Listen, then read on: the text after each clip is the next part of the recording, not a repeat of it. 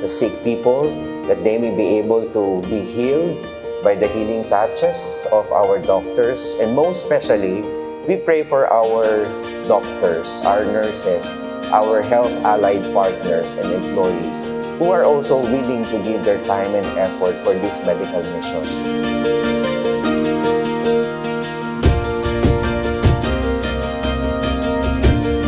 Removal of kidney stones pala yung ginawa sa akin.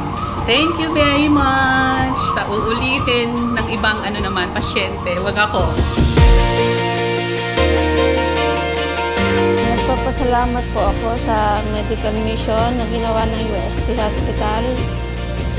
Ito po ay napakalaking tulong sa akin. Nagpapasalamat po ako sa UST Eye Center at ang mga doktor na naging sa akin sa operasyon. Maraming salamat sa ganitong klase ng activity sa mga organizers, sa sponsors, sa lahat ng doktor, sa lahat ng staff ng UST. Maraming salamat po sa UST Hospital Heart Program. Welcome to UST! Let's go, missioners!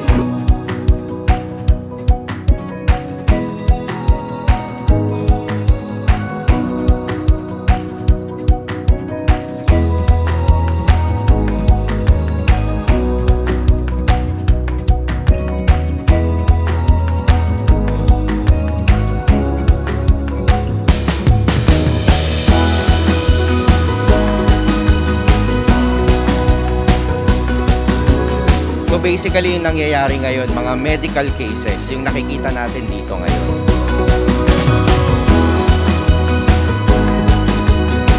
Masaya siya since nakaka-help ng marami.